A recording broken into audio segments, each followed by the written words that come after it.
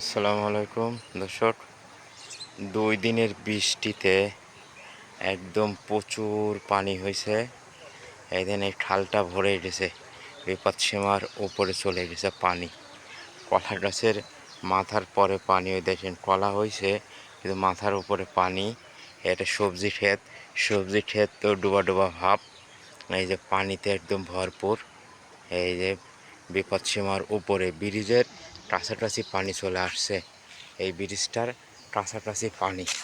এই দেখেন এইদিকে ক্ষেত খামারি সব ভরে গেছে। 2 দিন টানা বৃষ্টি, 2 দিনের টানা বৃষ্টিতে পানি, পানির প্রচুর স্রোত। এই দেখেন পানির প্রচুর স্রোত।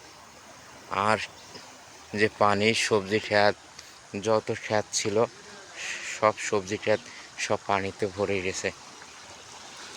আপনাদের দেখানোর চেষ্টা করছি। দেখেন পানির স্রোতকে, পানির প্রচুর স্রোত গর্জন। এই দেখেন এই যে পানি, এই যে এটা আমাদের আমিন ভাই দাঁড়ায় আছে। এই আমিন ভাই ছাতা নিয়ে আসছি আমরা এই ব্রিজের এখানে দেখার জন্য যে কীরকম পানি হয়েছে, পরিদর্শন করার জন্য। দেখাচ্ছি আপনাদের পুরো ব্রিজটায় কাছাকাছি পানি। ওটা কি আসতেছে ভাই? সে কলা গাছ, ওটা কি যেন ভেসে আসতেছে। ওই যে আপনাদের দেখাচ্ছি, দেখেন ওই বাড়িতেও পানি উঠে গেছে।